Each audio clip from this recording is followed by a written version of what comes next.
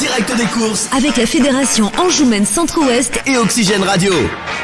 On se retrouve après l'arrivée du prix de Dissé sous Courcillon, une course remportée par Jalna des Écus avec Johan Cabaret, numéro 10, donc qui s'impose de peu devant le numéro 12, Jaliska des Ambres, qui effectue une excellente rentrée qui doit faire plaisir à Richard Joly qui est passé nous voir tout à l'heure. Gypsy du Léon, numéro 8, prend la 3e place devant Jazeran, le numéro 16.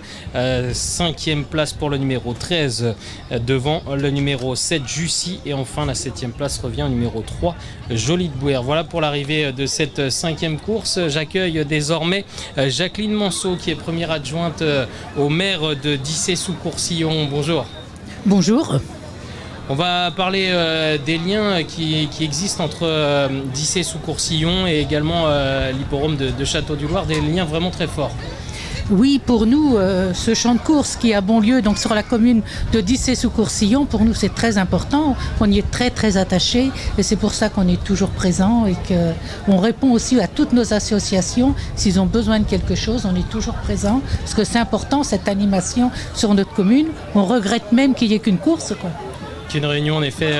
Oui, moi écoutez, ça fait 51 ans que j'habite à Dissé et pour moi c'est important de venir toujours aux courses de Dissé.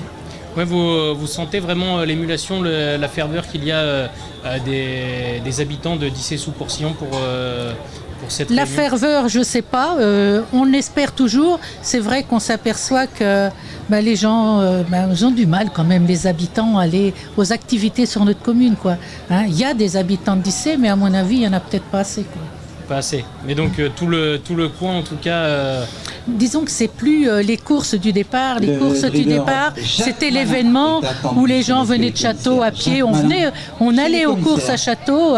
Le monde agricole était très très attaché aux courses de Château. Moi je sais que venant du monde agricole, c'était une chose importante. On avait fini la moisson, on allait aux courses. Vous, ça fait longtemps que vous venez donc aux courses à Château. Comment est-ce que vous avez vu l'évolution de l'hipporome ? Oui, on a vu l'évolution, les courses différentes, la fête est différente, mais c'est toujours les courses, l'importance qu'on y achète, de voir ces beaux chevaux, ces bêtes, la qualité des entraîneurs, c'est formidable. Des jeunes jockeys qui montent et qui sont super, quoi. Donc vous y connaissez alors ? Je lui connais un petit peu. J'habitais pas très loin de chez Alain Sionneau, donc quelqu'un qui est quand même très connu dans le monde des courses, quoi. Quel est le lien donc, très fort entre la mairie et l'hipporome ? Comment est-ce que ça se concrétise ? Disons qu'on ne peut pas dire qu'on fasse spécialement plus. S'ils demandent, on est à leur écoute. C'est ça qui est important, c'est que si les associations ont besoin, on est à leur écoute. Il me semble que c'est ça qui est important, c'est d'écouter les gens et puis si on peut leur apporter quelque chose, on le fait. Pour vous, c'est vraiment très important, un hipporome dans le coin, c'est vraiment un point d'ancrage, un lieu de rencontre. C'est important, d'autant plus qu'on a quand même des entraîneurs locaux, on est des drivers locaux, donc c'est quand même, moi je dis c'est important de garder parce qu'il y a tellement longtemps que ça existe, il ne faudrait pas le perdre aujourd'hui, quoi. Ils ont quand même fait plein de travaux, plein d'aménagements, on l'a vu avec les parkings aujourd'hui, c'est super le travail des bénévoles et je crois qu'il faut les remercier, les mettre en avant et ils ont beaucoup de mérite parce que le terrain est super beau aujourd'hui, tous les aménagements qu'ils ont fait, c'est remarquable, quoi. Et justement, au niveau des aménagements, est-ce que vous avez senti, est-ce que vous avez vu des évolutions ? Ah oui, il y a beaucoup d'évolutions, hein.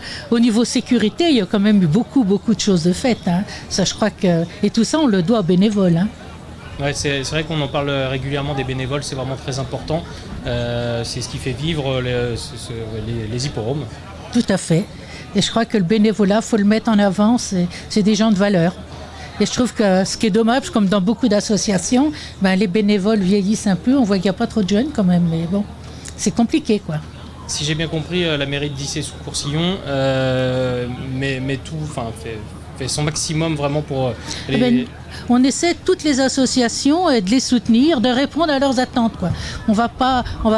Si les gens viennent nous voir, on voit, mettre à disposition s'ils ont besoin de choses. Là, les congélateurs, il y a une partie qui vient de Dissé, S'ils ont besoin, on essaie de répondre à nos associations pour aussi les garder et garder de l'animation sur notre commune, quoi. D'accord. Ça se traduit aussi bien de façon financière que matérielle ou même...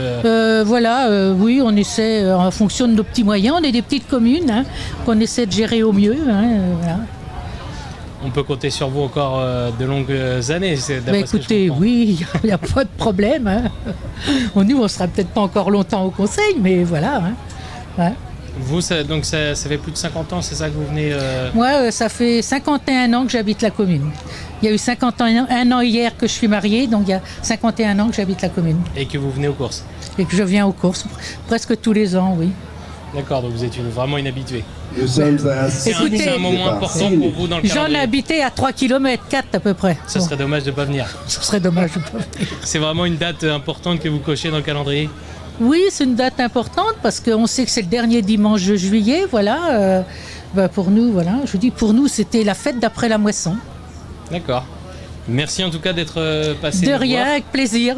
Et on vous laisse désormais profiter de cette journée. J'ai pas été trop nul, ça. Vous avez été très bien. On continue, nous, avec la 6e course, le prix de Bonlieu et du conseil départemental. Une course pour des 5 ans qui n'ont pas gagné 38 000 €, recul de 25 mètres à 21 000 €. Une course dans laquelle fait figure de favori le numéro 12, Ibra Isco, qui reste sur une 4e place sur l'hippodrome de Luçon. Auparavant, il s'était montré...